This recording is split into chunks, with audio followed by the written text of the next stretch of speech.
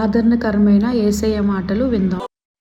Praise the lord. క్రీస్తునందు ప్రియులైన మీకు శుభములు ప్రియులరా. బాగున్నారు అందరూ. సో ఈ కార్యక్రమాన్ని చూస్తున్న మీ అందరికీ కూడా హృదయపూర్వకమైనటువంటి అభినందనలు తెలియపరుస్తున్నాం. ఈరోజు దినాన్ని కూడా మనం బైబిల్లో కొన్ని సత్యాలు తెలుసుకుందాం. మీరు ఆధ్యాత్మికంగా ఈ విధంగా బలపడుతూ క్రీస్తులో ముందుకు సాగాలనే ఉద్దేశంతోటే ఈ యొక్క కార్యక్రమాన్ని ద్వారా మీ ముందుకు రావటం జరుగుతుంది ప్రియులరా. దీని కొరకు ప్రోత్సహిస్తున్న ప్రతి ఒక్కరికి నా హృదయపూర్వకమైనటువంటి కృతజ్ఞతలు తెలియపరుస్తున్నాను. వారికి దేవుడి దీవెనలు ఎల్లవేళలా ఉండను గాక. సో ఈ కార్యక్రమానికి ప్రత్యేకంగా మీరు స్పాన్సర్స్ కావాలి అని అనుకునేటప్పుడు స్క్రీన్ మీద వస్తున్న మా ఫోన్ నెంబర్ని సంప్రదించండి. మీరు ప్రభు పరిచర్లో పాలుభాగస్తులుగా ఉండమని విన్నపించుకుంటున్నాం ప్రియులారా. అయితే ఈరోజు దినాన్ని మనం చూసినట్లయితే బైబిల్ వాక్యం ఏమని సెలవిస్తుందనంటే, దేవుడంట ప్రతి ఒక్కరిని కూడా ఆశీర్వదించడానికి భూమి మీదకి వచ్చి ఉన్నారు కదా. దేవుడు ఏం చేస్తున్నారండి? ప్రతి ఒక్కరిని ఆశీర్వదించాలనేది దేవుని యొక్క ఉద్దేశమే ఉన్నది. హల్లెలూయా. కనుక దేవుడు మిమ్మల్ని ఆశీర్వదించాలంటే మీరు చేసుకోవాల్సినటువంటి పరిస్థితులు ఏంటి, ఎలా ఉండాలి, ఏం చేయాలి అనే కొన్ని అవగాహనతో కొన్ని మాటలతో ఈరోజు మీ ముందుకు వచ్చి ఉన్నాం ప్రియులారా. కనుక ఈరోజు వాక్యం వింటున్న మీ అందరితో కూడా దేవుడు ప్రత్యేకంగా మాట్లాడాలని, తన ఆత్మ ద్వారా ఆయన స్వరాన్ని వినిపించాలని చూస్తూ ఉండగా దయతో శ్రద్ధతో వినండి వాక్యాన్ని, ఆసక్తిగా వినండి. మరి మర్చిపోవద్దు. రోజు మా కార్యక్రమాన్ని చూడాలనుకుంటున్నారా? సంధ్యారాణి అఫీషియల్ అనే ఛానల్ని యూట్యూబ్లోకి వెళ్ళి మీరు చక్కగా సబ్స్క్రైబ్ చేసుకున్నట్లయితే రెగ్యులర్గా మా నోటిఫికేషన్స్ మీకు వస్తాయి పిల్లరా. సో మీరు ఎప్పటికప్పుడే డైలీ మెసేజ్ కూడా మీరు చూడడానికి అవకాశం ఉంటుంది.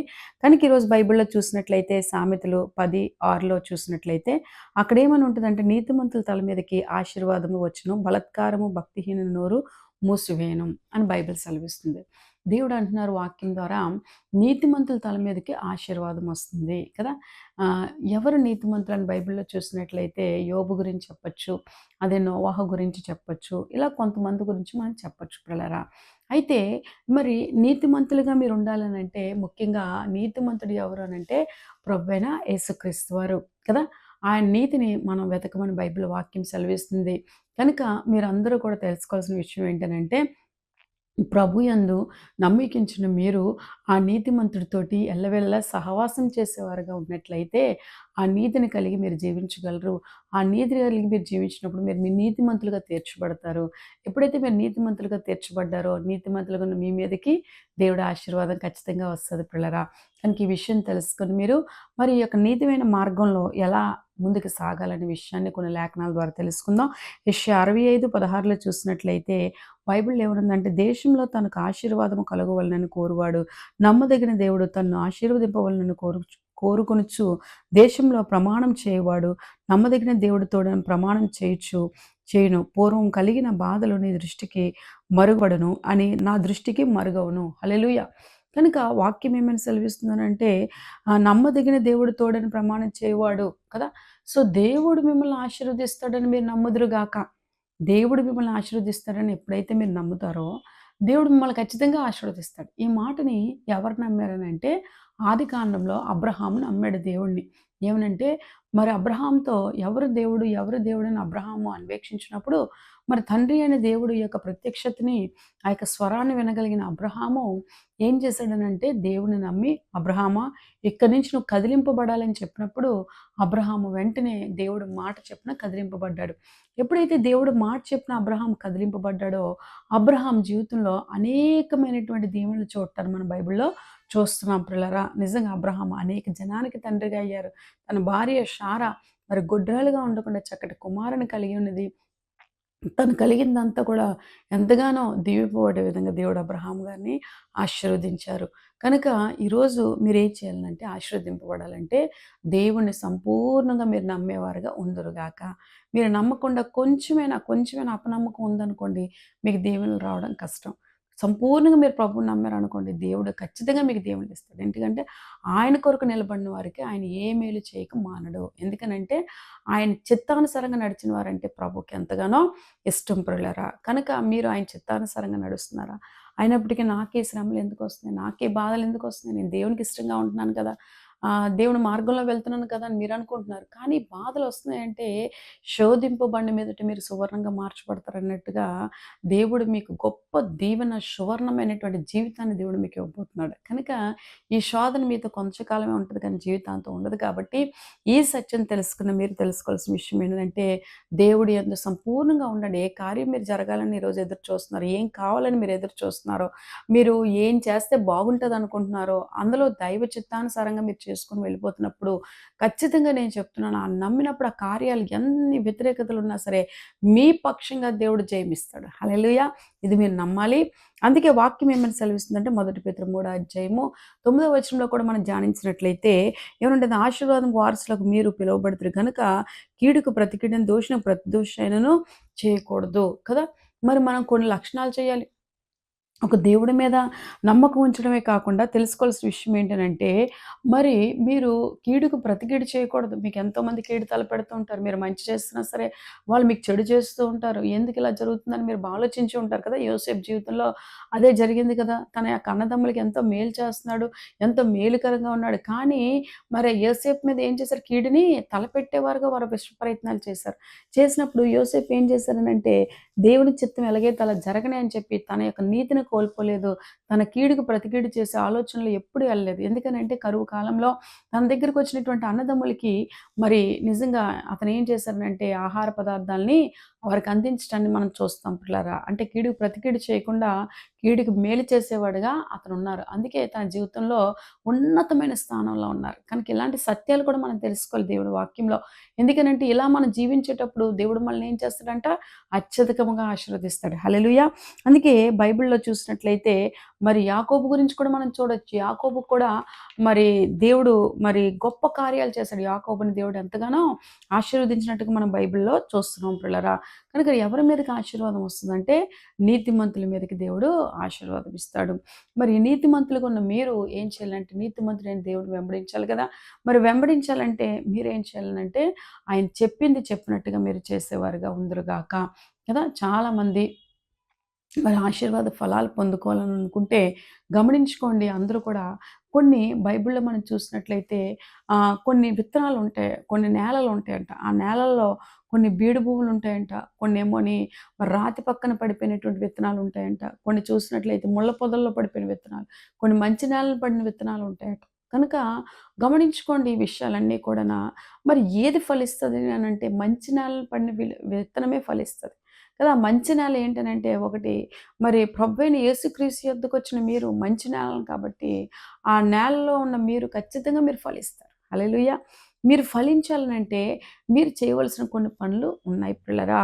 మరి ముఖ్యంగా మనం చూసినట్లయితే చాలా మందికి ఆశీర్వదింపబడాలని యేసు ప్రభు వారి దగ్గరికొస్తారు. లోకమంతా తిరుగుతారు. జీవితం ప్రయాణంలో ఎన్నో మార్గాల గుండా వెళ్తారు. ఆ మార్గాల్లో నష్టపోతారు, ఇబ్బందులు పడతారు, ఇరుకులు పడతారు. ఇంకా చివరికి చావే మార్గం అనే స్థితికి వెళ్ళిపోయే పరిస్థితి వచ్చినప్పుడు ఎవరైనా ఈ చివరి దినాల్లో కనికరిస్తారా, కాపాడతారంటే చివరికి మనం ఎంత అనారోగ్య స్థితిలో ఉన్నప్పుడు డాక్టర్స్ దగ్గరికి గానీ, లేకపోతే ఆరోగ్య స్థితిలో ఉన్నప్పుడు కూడా సహాయం లేక బంధువుల దగ్గరికి వెళ్ళినా సరే, వాళ్ళ దగ్గర నుంచి సహాయం రాకపోవడం, ఇలా రకరకాల విపత్తులు ఎదుర్కొన్నాక చివరికి ఎక్కడికొస్తాము అమ్మా అనంటే ప్రభువైన యేసుక్రీస్తు వారి దగ్గరికే వస్తారు. ఎందుకనంటే యేసు ప్రభు వారి దగ్గరికొచ్చిన వారిని ఆయన ఎన్నడూ ఎవరిని తోసివేసే దేవుడు కాదు. ఆయన జాతి, కులం, మతం అని ఎంచే దేవుడు కాదు. అతను అందరికీ ఒకటే దేవుడై ఉన్నాడు కాబట్టి, ఆ దేవుడు మిమ్మల్ని ఏం చెప్తున్నాడనంటే ప్రతి ఒక్కరిని ఆదరించే దేవుడు, ప్రతి ఒక్కరిని ప్రేమించే దేవుడు, ప్రతి ఒక్కరిని గౌరవించే దేవుడు కాబట్టి దీవించే దేవుడు, ఓదార్చే దేవుడు, చేర్చుకునే దేవుడు యేసు ప్రభువారు. హల్లెలూయా! ఆయన గురించి ఎంతగా వర్ణించినా సరే మనం ఆయన గురించి సరిపోదు ప్రియులారా. ఎందుకనంటే మన జీవితాల్లో అంత గొప్ప గొప్ప కార్యాలు, ఆయన చేసిన కార్యాలు తలంచుకునేటప్పుడు ఎవ్వరికైనా సరే కంటతడి వస్తూనే ఉంటది. కళ్ళల్లో కన్నీళ్ళు వస్తూనే ఉంటాయి. ఎందుకనంటే కృతజ్ఞత కన్నీళ్ళు అయి కూడా. అదేదో బాధతో కూడిన కన్నీరు కాదు గానీ కృతజ్ఞత కన్నీరు. దేవుడు నా జీవితంలో ఈ గొప్ప మేలు చేశాడని ఒక్కసారి మీరు కూర్చొని ఆలోచించారనుకోండి, ఈరోజు ఏ మేలు జరగాలనుకుంటున్నారో ఆ మేలు ఎందుకు దేవుడు చేయడు? ఖచ్చితంగా చేస్తాడు. మీరసలు పాత మేలుని మర్చిపోయి దేవుడు ఇంకా ఎందుకు చేయలేదు? నా జీవితం ఎందుకు ఇలా ఉంది? నేను ఎందుకు ఈ స్థితిలో ఉన్నాను అని ఆలోచిస్తున్నారేమో. ఒకప్పుడు దేవుడు చేసిన మేలు జ్ఞాపకం చేసుకోండి. అప్పుడు మీరు ఆ కన్నీటిని పెట్టి మళ్ళీ తిరిగి మీరు ప్రార్థన చేయండి కన్నీటితోటి. దేవుడు మీ పట్ల గొప్ప కార్యాలు చేసేస్తాడు. హల్లెలూయా! ఇది మీరు నమ్మాలంతే. నమ్మాలి. నమ్మిన యెడల దేవుని మహిమను మీరు చూస్తారని బైబిల్ సెలవిస్తుంది కాబట్టి ఇది మీరు నమ్మాలి. అయితే బైబిల్ వాక్యం ఏమని సెలవిస్తుందనంటే, పిల్లరా మరి మీరు యేసు ప్రభువారితోటి మీరు ఫలించాలంటే ఏం చేయాలి? ఎలా చేయాలి? అని ఆలోచన కలిగి ఉంటారు కదా! ఈ అన్ని విషయాల్లో కూడా కొన్ని విషయాలు ఇక్కడ చెప్పడం జరిగింది కాబట్టి, మిగిలిన విషయాల్లో మీకు నేను చెప్పడం జరుగుతుంది. ఏంటనంటే, పిల్లరా వాక్యము సెలవిస్తుంది. దేవుని యొక్క వాక్యం ఏమైందనంటే, మీరు వాక్యానుసారంగా జీవించే జీవితమే కలిగి ఉండాలి. కదా! ఏమనంటారంటే విత్తువాడు కదా! మరి ఎలా అంటే వాక్యాన్ని మీ హృదయంలో విత్తబడాలి. ఎందుకనంటే వాక్యానుసారంగా మీరు జీవించాలి. వాక్యం ఎలా సెలవిస్తుంది? ఏం చెప్తున్నాడు దేవుడు? ఏవి దేవుడు చేయమంటున్నారు? ఏది చేస్తే దీవెనొస్తుంది? ఏది చేయకూడదు? ఏది చేయకపోతే మ ఏది చేయకపోతే మంచిది? చేసి ఎవరు నష్టపోయారు బైబిల్‌లో? ఏ చెడు చేసి బైబిల్‌లో ఎవరు నష్టపోయారు? ఆ చెడు నేను చేయకూడదు అనే విధంగా మీరు ఎక్కువగా ఏం చేయాలంటే వాక్యానికి వరకు టైంని స్పెండ్ చేయాలి కదా! మరి విత్తేటప్పుడు దేవుడి కోసం మనం విత్తాలిగా. మనం ఆశీర్వదింపబడాలంటే దేవుడి కోసం మనం ఏం చేయాలి? విత్తాలి. చాలామంది 10వ భాగాలు ఎందుకివ్వాలి? అసలు దేవుడు కానుకలు అడుగుతున్నాడా? కానుకలు అడిగే దేవుడేనా? అసలు కానుకలు ఇమ్మని ఎక్కడ చెప్తున్నారు? అని కొంతమంది ఎదురు ప్రశ్నలు వేస్తారు కదా! ఇటువంటి వారందరితో కూడా దేవుడు వాక్యం ఏమని సెలవిస్తుందనంటే పిల్లరా ఒక పొలము ఉందనుకోండి. ఆ పొలం యొక్క రైతు దగ్గరికి వెళ్ళినప్పుడు పొలం ఉండి, రైతుండి కూడా మరి విత్తనాలు లేకపోతే పంట ఎలాగొస్తది? పంట రాదు కదా! విత్తనాలు ఉంటేనే పంటొస్తది. సో, విత్తనాలు ఉండాలి అనంటే మరి ఆ విత్తనాల్ని సంపాదించినవి ఏం చేయాలి? విత్తాలి భూమిలో. విత్తితే అది మళ్ళీ తిరిగి అనేక బస్తాల విత్తనాలు కూడా ఇవ్వడానికి అవకాశం ఉంటది. అలాగే మీ జీవితాల్లో కూడా ప్రభు సన్నిధిలో 10వ భాగము తీసుకొచ్చి ప్రభు సన్నిధిలో మీరు విత్తుదురుగాక. మరి అంతే కాకుండా మరి దేవుని సన్నిధిలో విత్తడమే కాకుండా మరి గమనించుకోవాల్సిన విషయం ఏంటంటే ప్రతి దాంట్లో ప్రభువుకి తెచ్చి ప్రథమముగా మీరు ప్రభువుకి ఇచ్చినట్లయితే అవన్నీ కూడా మీకు దీవెనపడతాయి. మీరు ఆశీర్వదింపబడాలంటే ఓ దేవుడొచ్చేది ఓ గంటలు గంటలు ప్రార్థన చేయటమే కాదు. ఏం చేయాలంటే కొన్ని పనులు కూడా చేయాలి. క్రియలు లేని విశ్వాసము మృతమని బైబిల్ సెలవిస్తుంది. క్రియ పని చేయాలి మనం. కనుక మొదట శ్రేష్టమైంది 10వ భాగం తీసుకొచ్చి ప్రభు సన్నిధిలో పెట్టండి. దేవుడు మిమ్మల్ని ఖచ్చితంగా ఆశీర్వదిస్తాడు. మలాకీలో చెప్తున్నాడు కదా! నీకు కలిగింది నువ్వు ఇచ్చి నువ్వు నన్ను శోధించు అంటున్నాడు. అప్పుడు నువ్వు ఏది ఇష్టమో, ఎంత కావాలి, ఏం కావాలి నేను నీకు సర్వం ఇస్తానని చెప్తున్నాడు. కాబట్టి మీరేం చేయాలనంటే దేవుని వాక్యం సెలవిస్తుంది ఆ ప్రకారంగా. కాబట్టి మీరు విత్తేవారుగా ఉందురుగా. మరొకటి విత్తాలి. ఏంటి అనంటే ఆశీర్వదింపబడాలంటే సమయాన్ని విత్తేవారుగా ఉండాలి. ఈరోజు ఎంతసేపు మనం ఈ పనుంది, ఆ పనుంది అని ఆడవాళ్ళు ఇంట్లో ఉంటారు. కానీ ఇది తోముతారు, అది తోముతారు, అది ఎత్తుతారు, ఇది ఎత్తుతారు, అది శుభ్రం చేస్తారు, ఇది శుభ్రం చేస్తారు. వంటలు వండిందే వండుతారు, వండిందే వండుతారు. హల్లెలూయా! ఏవండీ? తిన్నదే తింటారు, కడిగిందే కడుగుతూ ఉంటారు కదా! స్త్రీలు చురుకుగా ఉండాలి. చురుకుగా ఉండి చక్కగా యాక్టివ్‌గా త్వరగా మీ పనులు చేసుకోవాలి. మీరు ఆఫీస్‌కెళ్ళినప్పుడు కూడా త్వరగా లేచి ఒక్కసేపు దేవునితో మాట్లాడుకొని, దేవుడు వాక్యం చదువుకొని చక్కగా అప్పుడు మీ పనులు ప్రారంభించుకొని మీరు ఆఫీస్‌కెళ్ళినట్టుగా ఉండాలి. అలా ఉండాలి గానీ పనే జీవితం అని చెప్పి దేవుడిని నిర్లక్ష్యం చేసి పక్కన పెట్టినప్పుడు ఈ లోకం మిమ్మల్ని ఆవరిస్తది. లోకం ఏం చేస్తదంటే చివరికి మిమ్మల్ని పాపంలో పడేస్తది పిల్లరా. కనుక ఈ లోకంలో ఉన్న మనము ఈ లోక మాలిన్యం అంటుకోకుండా ఎప్పటికప్పుడే దైవాభిషేకంతో నింపబడినట్టుగా ఏ రోజుకి ఆ రోజు మీరు దేవుని సన్నిధిలో ప్రార్థనాపూర్వకంగా సమయాన్ని కూడా ఆయన సన్నిధిలో విత్తుదురుగాక. ఎందుకనంటే విత్తాలి. విత్తడం అంటే ఏంటనంటే సమయాన్ని ఆయన కేటాయించాలి. 24 గంటల్లో 2:30 గంటలు మీరు దేవునితో సమయాన్ని కేటాయించాలి. ఎప్పుడైతే మీరు కేటాయిస్తారో కదా! మరి 2:30 గంటలు నేను ప్రార్థనలో ఎలా కూర్చోగలనండి అంటే ఉదయం అరగంట కూర్చోండి. మరి మధ్యాహ్నం అరగంట కూర్చోండి. రాత్రి ఒక గంట వాక్యం వింటూ మరి అనేక మంది సెల్ ఫోన్స్‌లో ఈ రోజు దినాన దైవజనులు వాక్యాలు పంపిస్తున్నారు కాబట్టి, వాక్యాన్ని వినొచ్చు మీరు టీవీ కార్యక్రమాలు చూస్తూ ఉంటారు కాబట్టి, లేదంటే వాక్యం బైబిల్ చదవడం వచ్చిన వాళ్ళు ఖచ్చితంగా బైబిల్ చదవండి. చదివి ఒక అరగంట దేవుని పాటలు పాడుతూ ధ్యానించండి. చక్కగా నైట్ హ్యాపీగా పడుకొని మళ్ళీ ఎర్లీ మార్నింగ్ మీరు ప్రశాంతంగా లెగిచి మీ పనులు మీరు చేసుకుందురుగాక. ప్రార్థనాపూర్వకంగా చేసుకొని ప్రార్థన మీరు ప్రారంభించండి. అలా మీరు సమయాన్ని 2:30 గంటలు దేవుని కోసం వ్యత్యసించు మీ పనులు మీరు చేసుకున్నట్లయితే నేను చెప్తున్నాను పిల్లరా, ప్రతి కార్యక్రమం కూడా మీకు దీవెనగా మార్చబడతది. లేకపోతే ఏమవుతది చెప్పడానికి ఈజీగా ఉండొచ్చు. చేయడానికి చాలా ఇబ్బందిగా ఉండొచ్చు. ఎందుకంటే ఆ మార్గంలో మీరెళ్తున్నారంటే అప్పుడే మీకు ఒంట్లో బాగోదు. అప్పుడే మీకు తలనొప్పొస్తది. అప్పుడే మీకు నిద్రొస్తది. అప్పుడే ఏమంటారంటే జారిపోయి పడిపోయిన పరిస్థితులు అనిపిస్తూ ఉంటది. ఎందుకనంటే ఇవన్నీ మంచి పనులే కాబట్టి ఇవి చేస్తున్నప్పుడు సాతాను మిమ్మల్ని అనేక రకాలుగా శోధిస్తూ వస్తది. కనుక మీరేం చేయాలనంటే అమ్మో! ఇది దేవుడి చిత్తం నేను ఆశీర్వదింపబడాలంటే నేను ఈ పని ఖచ్చితంగా చేసి తీరాలి అని ఒక నిర్ణయంతో మీరు చేసినట్లయితే దేవుడు మిమ్మల్ని ఖచ్చితంగా ఆశీర్వదిస్తాడు. కనుక మీరు చేయవలసింది ఏంటంటే రెండోది సమయాన్ని ప్రభు కొరకు విత్తేవారుగా ఉండాలి. మూడోది చూసినట్లయితే ప్రియులారా, గమనించుకోండి, మీరు తెలుసుకోవాల్సిన విషయం ఏంటనంటే, మరి దేవుని యొక్క చిత్తానుసారంగా నడుస్తున్న మీరు, మరి ప్రతి ఒక్కరు కూడా గమనించుకోవాల్సిన విషయం ఏంటంటే, కన్నీటి ప్రార్థన చేసేవారుగా ఉండాలి. ఎందుకనంటే కన్నీటితో విత్తువాడు సంతోషగానంతో పంట కోసుకుంటాడు కదా! హన్న దేవాలయంలో ఏం చేసింది బిడ్డల కొరకు? కన్నీరు కార్చి కన్నీరుతో విత్తింది. అలాగే దావీదు కూడా తన యొక్క పాపము పోగొట్టుకోవడానికి పరుపు తేలిపోయినంతగా కన్నీరు కార్చినట్టుగా మనం బైబిల్‌లో స బైబిల్ సెలవిస్తుంది కాబట్టి. అలాగే యేసుప్రభు వారు కూడా కొత్త నిబంధనలో చూసినట్లయితే చనిపోయినటువంటి లాజర్‌ని లేపినప్పుడు మరి ఆయన కూడా దానికి ముందుగా కన్నీరు విడిచెను అని చెప్పి బైబిల్‌లో ఉంది కాబట్టి మీరేం చేయాలంటే కన్నీటి ప్రార్థన చేయాలి. గడ్డు లాంటి సమస్యలు మిమ్మల్ని బాధిస్తున్నాయి అనుకుంటే మీరు చేయవలసింది ఏంటంటే కన్నీటి ప్రార్థన చేయండి. ఖచ్చితంగా ఆ సమస్యలన్నిటికి విడుదల పొందుతారు. ఎందుకనంటే ఈ కన్నీరు ఆ యొక్క సమస్యను తుడిచివేసి మీ జీవితాల్లో నూతన ఆనందాన్ని కలిగిస్తది ప్రియులారా. ఈ విషయాన్ని కూడా మీరు గమనించుకోండి. హన్నాకు నూతన ఆనందాన్ని దేవుడు ఇవ్వలేదా? కన్నీటితో ప్రార్థించినప్పుడు, మరి యేసుప్రభు వారు కన్నీరు కార్చినప్పుడు, మరి చక్కగా చనిపోయిన లాజరు బయటికి రా అని చెప్పినప్పుడు, చక్కగా లాజరు బయటికి రావటాన్ని మన బైబిల్‌లో చూస్తున్నాం పిల్లారా. కనుక దావీదు కూడా తను చేసిన తప్పుని బట్టి కన్నీరు కార్చినప్పుడు, తిరిగి మళ్ళీ కుమారుడిని సొలొమోనుని పొందుకోవటాన్ని మనం చూస్తున్నాం పిల్లారా. సో ఏంటనంటే బాధలు అందరికీ ఉంటాయండి. బాధలు ఉండకపోవడం ఉండదు. బాధలు ఉండాలి కూడా. బాధలు లేకపోతే మనం నిజమైన క్రైస్తవులమే కాదు. ఎందుకనంటే బాధలు ఉన్నప్పుడు మనం ఎవరి దగ్గరికెళ్తాం? యేసుప్రభు వారి దగ్గరికెళ్ళి ప్రార్థిస్తాం. అసలు బాధలే లేవనుకోండి ఎక్కడికెళ్తారండి మీరందరూ? లోకంలో తిరుగుతుంటారు ఇటు అటును. యేసుప్రభు అంటే ఆయన ఎవరనండి? మాకేంటి మేము చాలా బిజీగా ఉన్నాం మా పనుల్లో మేము. ఆ పని చేస్తున్నాం, ఈ పని చేస్తున్నాం అంటారు కదా! మరి మీకు బాధలు ఉండాలి ఖచ్చితంగా. ఉన్నప్పుడు దేవుడు ఏమంటున్నాడు?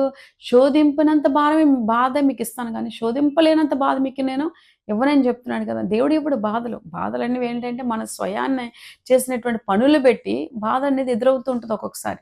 కనుక క్రీస్తు నిమిత్తం నువ్వు పడిన బాధ అయితే మాత్రం అది నీకు ఎంతో దీవెనగా ఉంటది.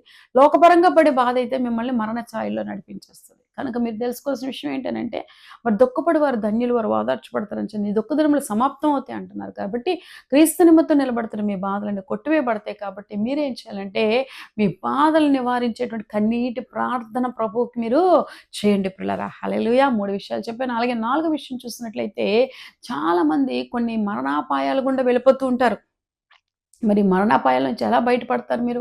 ఏ రకంగా బయటపడతారు అని మీరు చూసినట్లయితే, మరణాపాయాల నుంచి బయటపడాలంటే మీరు ఉపవాస ప్రార్థన చేయాలి కదా! మరి ఎస్తేరు యూదులకి సమస్య వచ్చినప్పుడు ఎస్తేరు 3 రోజులు ఉపవాస ప్రార్థన ఉంది. యూదులున్నారు, మొర్దెకై ఉన్నాడు. నిజంగా ఈ ఉపవాస ప్రార్థనలన్నీ ఆలకించిన దేవుడు నిజంగా ఏం చేస్తున్నాడంటే, అతని యొక్క హృదయాన్ని మార్చబడే విధంగా రాజు హృదయాన్ని మరి వాళ్ళ సమస్య ఏంటో ఆలకించే విధంగా ఒక నూతన ద్వారాన్ని తెరిచాడు. ద్వారాన్ని తెరిచి వారి పక్షంగా దేవుడు జయమిచ్చి యూదులందరూ కాపాడబడ్డారు పిల్లారా. కనుక దేనికి పవర్ ఉందంటే ఉపవాస ప్రార్థన కూడా మీ జీవితంలో ఒక భాగమై ఉండాలి. ప్రతి ఒక్కరు వారానికి ఒక్కరోజు ఉపవాసం ఉండండి. గడ్డు లాంటి సమస్యలు ఉన్నాయి 2 రోజులు, 3 రోజులు, వారం రోజులు, ఇంకా ఎన్ని రోజులు దేవుడు మీకు ప్రేరేపిస్తే అన్ని రోజులు ఉపవాసం ఉండి ఆ సమస్యని యేసుక్రీస్తు నామములో జయించేవారుగా ఉందురుగాక. ఎందుకనంటే దేవుడు మీకు జయ జీవితాన్ని ఇవ్వబోతున్నాడు. హల్లెలూయా! దీన్ని మీరు నమ్మండి అంతే. దేవుడికి స్తోత్రం కలుగును. మన పూర్వీకులు పొందుకున్న జయాన్ని మరి దేవుడు మీకు కూడా ఇస్తాడని చెప్తున్నాడు కాబట్టి మీరు నమ్మాలి కదా! ఎందుకంటే మరి నమ్మలేకపోతే మీరు దేవుడి కార్యాలు చూడలేరు. కనుక నమ్మాలి. సో మీ సమస్యలతో బాధపడుతున్నారా? దేవుడు మీతో మాట్లాడుతున్న సహోదరి, సహోదరుడా, మరి ప్రభువుని ప్రేమిస్తున్నటువంటి ప్రియులైన మీకు నేను చెప్పే మాట ఏంటంటే, ఆ సమస్యని జయించాలంటే ఖచ్చితంగా నీ ఇంట్లో నీవు కొన్ని రోజులు ఉపవాసాన్ని చాటించుకొని మీరు ఉపవాసంలో గడపండి. దేవుడు మీకు ఆరోగ్యాన్ని ఇవ్వటమే కాదు, ఆ మరణ ఛాయలనే పరిస్థితుల గుండా ఏదైతే ఎళ్తుందో, ఏదైతే అది ఇంక విపత్తుగా మారిపోతుందో అనుకుంటున్నారో అవన్నీ దీవెనకరంగా దేవుడు మీ కొరకు మార్చేస్తారు పిల్లరా. కనుక ఈ సత్యాన్ని కూడా మీరు తెలుసుకోవాలి. మరి అంతే కాకుండా బైబిల్‌లో ఇందాక చెప్పాను కదా! వాక్యాన్ని ఎక్కువగా ధ్యానించేవారుగా, వాక్యం చదివేవారుగా, వాక్యం వినేవారుగా, మరి వాక్యము అనుసారంగా జీవించేవారుగా కూడా మీరు ఉన్నట్లయితే నేను చెప్తున్నాను పిల్లరా, మీరు గొప్పగా ఆశీర్వదింపబడతారు.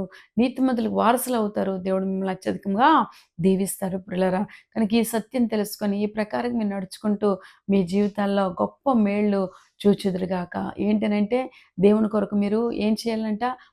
అక్కడ కలిగి ఉన్నటువంటి అర్పణలు విత్తేవారుగా ఉండాలి. కానుక మరి అంతేకాని సమయాన్ని విత్తేవారుగా ప్రభు కొరకు ఉండాలి.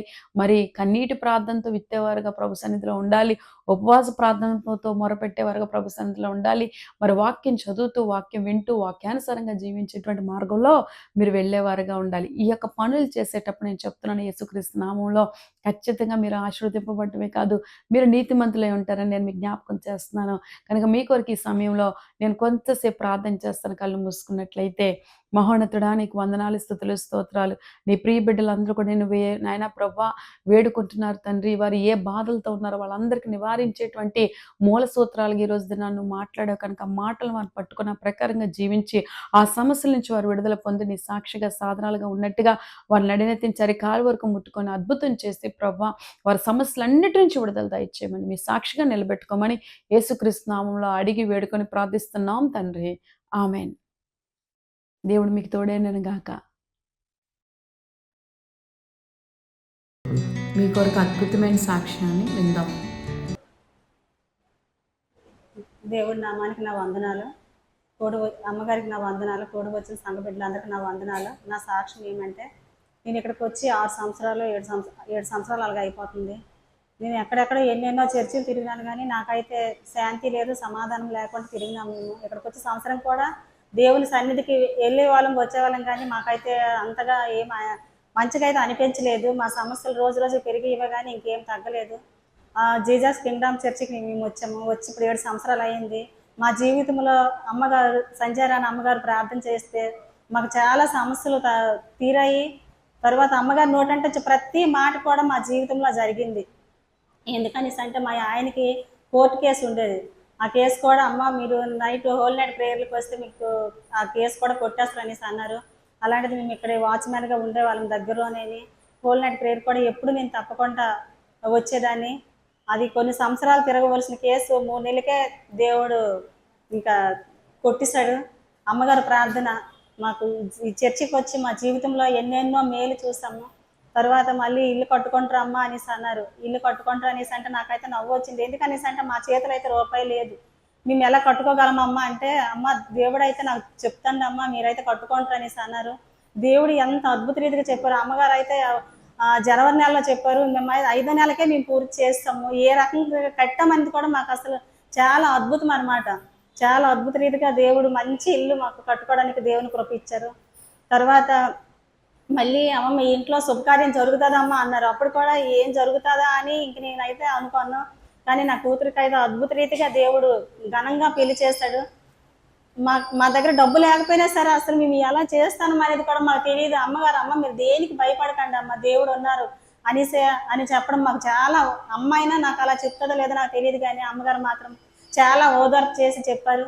తర్వాత జీసస్ కింగ్డమ్ చర్చికి వచ్చి నా జీవితంలో 1, 2 కాదు, మా ఆయన డ్యూటీ విషయంలో కూడా డ్యూటీ కాంట్రాక్ట్ చేసేస్తామని అన్నారు. అప్పుడు కూడా మాకు చాలా భయం అనిపించింది. 2 సంవత్సరాలు చేసి కూడా చేసేస్తారా అని భయం వేసింది. అమ్మగారు కదా మీరు దేనికి భయపడకమ్మ ప్రార్థన చేస్తాము, అదైతే కాంట్రాక్ట్ చేయరు అనేసి అన్నారు. ఇంతవరకు అయితే దాంట్లో అయితే కాంట్రాక్ట్ కాకుండా షాప్ తరపునే ఉన్నారు. తర్వాత మా పాప విషయం కూడా మా చిన్నదానికి కూడా చాలా బాగుండేది కాదు, హెల్త్ ఎప్పుడు బాగుండేది కాదు. అమ్మగారి ప్రార్థనతోనే చాలా స్వస్థత. తర్వాత ఆమెకి బిఎస్ నర్సింగ్ చదివిస్తాను అనేసి అంటే మాలోనైతే ఏమీ లేదు, మాకంటూ భూముల పుట్టలు ఏమీ లేవు. అసలు అమ్మగారి ప్రార్థన మాకు కష్టమే, దేవుడి కృపే, ఇంక మాకంటూ ఏమీ లేదు. అమ్మగారు కదా మీరు ఎలాగైనా కడతారమ్మా, ఫీజు కట్టి చదివిస్తారు, నేను ప్రార్థన చేస్తాను, మీరు ఏం భయపడకండి అని చెప్పారు. అంతలో కూడా ఇప్పటి వరకు అయితే 3వ సంవత్సరం పూర్తి చేసింది, ఇంకా 4వ సంవత్సరంలోకి వస్తుంది. అమ్మగారి ప్రార్థనతో మా జీవితాలతో ఎన్నెన్నో మేలుతో తృప్తి పడ్డాము. దేవుని కృప కూడా, సంఘం ప్రార్థన కూడా మాకు ఈ చిన్న సాక్ష్యం దేవుడు దీవించిన గాక. మీ కొరకు ప్రత్యేకమైన ప్రార్థనలు చేయబడతాం. క్రీస్తునందు పిల్లైన మీరు మీ కొరకు ప్రత్యేకమైన ప్రార్థనలు చేయడం జరుగుతుంది. చాలామంది ఫోన్స్ చేసి మీ విన్నపాలు తెలియపరుస్తున్నారు. దేవుడు మీకు తోడైండను గాక. మరి పద్మ గారు ప్రార్థన విన్నపాన్ని కోరి ఉన్నారు. పాప కిడ్నీ ప్రాబ్లం తోటి బాధపడుతుంది, బీపీ, షుగర్, థైరాయిడ్ అనేటువంటి సమస్యలు. అంతేకాకుండా మరి దేవుడు వాళ్ళని పోషించాలి, వాళ్ళ ఇంట్లో సమస్యలన్నీ తీర్చబడాలని ప్రార్థన విన్నపాన్ని కోరి ఉన్నారు. అలాగే వినోద్ గారు కూడా ప్రార్థన విన్నపాన్ని కోరి ఉన్నారు. మరి వారికున్న సమస్యలను తీర్చబడాలని. హేమలత గారు మరి వారి సమస్యలు తీర్చబడాలని బాటసారి గారు వీళ్ళందరి కొరకు ఇప్పుడు ప్రార్థన చేయడం జరుగుతుంది. అలాగే మీకేమైనా సమస్యలు ఉన్నాయా ప్రియులారా మరి తెలియపరచండి. వెంటనే మీ కొరకు ఫోన్ నెంబర్ని సంప్రదించండి. వెంటనే మీ కొరకు మేము ప్రార్థనలు చేయటం అనేది జరుగుతుంది. స్క్రీన్ మీద వస్తున్న మా ఫోన్ నెంబర్ని సంప్రదించండి. మహాపరిశుద్ర యేసయ్య నీకు వందనాలు చేయించుకున్నాను ప్రభా. అద్భుతాలు, ఆశ్చర్యకార్యాలు, సూచకకార్య, మహత్కార్యాలు చేసే దేవుడు ప్రభా. నీ ప్రియ బిడ్డలిగా ప్రభా నాయన కిడ్నీ నొప్పితో బాధపడుతుంది ప్రభా. ఆ కుమార్తె ప్రభా సంపూర్ణ స్వస్థత ఉందని, పెద్ద పాపకి స్వస్థతను దయచేయండి. అలాగే విధంగా ప్రభా మనవరాలకు దేవుడు పోషించి ప్రభా అయ్యా వాళ్ళకి ఇంకా ఏవైతే సమస్యలు ఉన్నాయో ప్రభా పేరు పేరున అందరినీ నాయన జ్ఞాపకం చేసుకొని వారి సమస్యలన్నిటి నుంచి, ఆ కుటుంబ సమస్యలన్నిటి నుంచి విడిపించి మీ సాక్షిగా నిలబెట్టుకోమని వచ్చినాం తండ్రి. మీ స్తోత్రం చెల్లించుకున్నాను. అంతేకాకుండా ఇదిగో ప్రభా నాయన తండ్రి వినోద కొరకు ప్రార్థన చేస్తున్నాను. భర్త ఇమ్మానుయేల్ గారు త్రాగుడు మానేటట్టుగా ప్రభా, పిల్లల మాట వినేటట్టుగా, ఇంట్లో సమస్యలనే తీర్చబడినట్టుగా ప్రభా ఆ కుమార్తె పట్ల గొప్ప కార్యాలు జరిగించండి ప్రభా. నీకు స్తోత్రం చెల్లించుకున్నాను తండ్రి. అలాగే హేమలత గారు ప్రభా నాయన భర్త రవికుమార్ గారికి మారు మనసు పొంది పిల్లల మాట వినే స్వభావం కూడా దయచేసి వాళ్ళు చక్కగా దేవుని మాట వింటూ ప్రభా భర్తలో ఒక మార్పును చూసి నీ కుమార్తె సాక్షిగా నిలబెట్టుకొని ప్రభా దేవుడు గొప్పవాడని సత్యాన్ని నిరూపించుకోండి ప్రభా. బాటసారి కొరకు ప్రభా అయా నాయన తండ్రి పెరాలసిస్ నుంచి స్వస్థత పొందుకోవాలని, కీళ్ళ నొప్పుల నుంచి స్వస్థత పొందుకోవాలని ప్రార్థన వినపాన్ని కోరి ఉన్నారు. యేసుక్రీస్తు నామములో ప్రార్థన చేస్తున్నాను ప్రభా. అద్భుతంగా, ఆశ్చర్యంగా ప్రభా నాయన వారి సమస్యలన్నిటి నుంచి తీర్చి మీ సాక్షిగా నిలబెట్టుకోండి ప్రభా. సుందరమ్మ గారు కూడా ప్రార్థన చేస్తున్నాను. సుందరమ్మ గారిని జ్ఞాపకం చేసుకోండి ఆయన. అయా చెయ్యనప్పటి నుంచి సంపూర్ణమైన హీలింగ్ దయచేయండి ప్రభా. రైట్ నౌ ఫాదర్ నీకు వందనాలు ప్రభా. సంపూర్ణమైన హీలింగ్ దయచేయండి ప్రభా. అలాగే సతీష్ కుమార్ ప్రభా, శాంతి కుమార్ గారు కూడా ప్రార్థన చేస్తున్న కంచరపాల నుంచి ప్రభా కుమార్తె నాయన కుటుంబం అంతా శాంతి సమాధానం పొందుకోవడానికి సహాయం చేయండి. మరి పాపకు స్వస్థతను దయచేయండి. ఇంట్లో సమస్యలన్నిటి నుంచి విడుదల దయచేయండి. మిరాకల్ చేయ ప్రభా. నీకు వందనాలు చెల్లించుకుంటున్నాను తండ్రి. ఇదిగో ప్రభా యేసు నామములో ప్రార్థన చేస్తున్నాను తండ్రి. రత్నకుమారి గారి కొరకు ప్రార్థన చేస్తున్నాను తండ్రి. నీ కుమార్తె మరి నాయన తన కుమారుడికి నిన్నటి దినాన్ని ఆపరేషన్ అయింది ప్రభా నాయన. అద్భుతంగా ఆ కుమారులు ముట్టుకొని స్వస్థపరిచి ప్రభా నాయన లేవనెత్తిని సంధికి నడిపించండి ప్రభా. నీ కృతజ్ఞతాస్తుతులు చెల్లించుకుంటున్నాను ప్రభా. అలాగే ఎవరైతే ఎంతమంది అయితే అస్వస్థతతో బాధపడుతున్నారో ప్రభా అస్వస్థత నుంచి సంపూర్ణమైన విడుదల దయచేయండి ప్రభా. గొప్ప సాక్షులుగా నిలబెట్టుకోండి. ఎవరైనా ప్రభా గర్భఫలం లేక బాధపడుతున్నారో వారి గర్భాలు యేసు నామములో తెరవబడును గాక నాయన. అద్భుతంగా వారి గర్భఫలాన్ని కలిగి దీవించబడును గాక. ఇదిగో ప్రభా ఉద్యోగాలు లేక నలిగిపోతున్నారో ప్రభా యేసు నామములో వారి ఉద్యోగాల వరకు వచ్చును గాక. నీకు వందనాలు. ఫైనాన్షియల్ ప్రాబ్లమ్స్ నుంచి విడుదల దయచేయండి ప్రభా. నీకు వందనాలు. ఇప్పుడే ఫాదర్ నువ్వు ఆ యొక్క ప్రార్థనలు ఏకీవిస్తూ ఉండగా వాళ్ళకి కాల్ వచ్చి ప్రభు ఉద్యోగంలో జాయిన్ అయినట్టుగా సహాయం చేయండి లార్డ్. కనికరించండి ప్రభు. అంతేకాకుండా వేస్తున్నాను, ప్రార్థన చేస్తున్నాను. చాలామంది హౌస్ కన్స్ట్రక్షన్స్ డబ్బులు లేక ఆగిపోయాయని చెప్పి ఆలోచన కలిగి ఉన్నారు. అటువంటి వారందరికీ కన్స్ట్రక్షన్స్ వర్క్ మళ్ళీ కంటిన్యూ అయినట్టుగా డబ్బులు సమకూర్చండి ప్రభా. ఆకాశవాకులు విప్పండి నాయన. ఇటువంటి మోసం మాయ లేకుండా ప్రభా నాయన వర్కర్స్ నమ్మకంగా పనిచేసి ఎవరి ఇల్లులు వారు కట్టబడ్డానికి సహాయం చేయండి. సమస్త ఆటంకాలని లయపరచండి ప్రభా. చాలామంది సొంత గృహాలు లేక బాధపడుతున్నారు. వాళ్ళకి సొంత గృహాలు దయచేయమని, ఆ విధంగా అద్భుతాలు జరిగించమని, పేరు పేరున అందరినీ దీవించమని, ఇప్పుడు ఎంతమంది అయితే ప్రార్థనలు ఏకీపిస్తున్నారు వాళ్ళందరి మీద నీ ఆత్మను కుమ్మరించమని, యేసయ్య నామములో వాళ్ళ అవసరాలను యేసుక్రీస్తు నామములో తీర్చి వాళ్ళ కంటి తడిని తుడిచి ప్రభా సంతోషాన్ని వారు కలిగించమని యేసయ్య నామములో అడుగుచున్నాం తండ్రి. ఆమేన్. మే గాడ్ బ్లెస్ యూ ప్రియులారా. దేవుడు మీకు తోడైనను గాక. బాధపడుతున్నా రండి జీసస్ కింగ్డమ్ చర్చ్కి. మీ కొరకు, మీ సమస్యల కొరకు, మీ వ్యక్తిగత జీవిత అభివృద్ధి కొరకు, కుటుంబ అభివృద్ధి కొరకు ప్రార్థనలు చేయబడును. మీ కొరకు ప్రత్యేకంగా సిస్టర్ సంధ్యారాణి గారు వ్యక్తిగతంగా ప్రార్థన చేయబడడం జరుగుతుంది. మా జీసస్ కింగ్డమ్ చర్చ్ బృందం వారు కూడా ప్రత్యేకంగా ప్రార్థనలు చేస్తారు. నేడే మీ సమస్యలను మాకు తెలియపరిచి మీ సమస్యల నుండి విడుదల పొంది ప్రభు యొక్క ఆశీర్వాదాలు పొందుకోండి. మరింకెందుకు ఆలస్యం, నేడే మీ సమస్యలు మాకు తెలియపరచండి. మా చిరునామా 12-804 Gandhi Nagar, Thotagaruvu junction, Arilova, Visakhapatnam. Pin code number 530040. మా ఫోన్ నంబర్ 8374100480. 8374644755 కనుక మా ఫోన్ నంబర్లను సంప్రదించండి. మీ విన్నపాలు మాకు తెలియపరచండి. ప్రత్యేకమైన ప్రార్థనలు చేయించుకోండి. జీసస్ కింగ్డమ్ చర్చ్కి వచ్చి ఆశీర్వాదాలు పొందుకోండి. ప్రభు మిమ్మల్ని ఎల్లవేళ్ళ దీవించి ఆశీర్వదించును గాక. God bless you.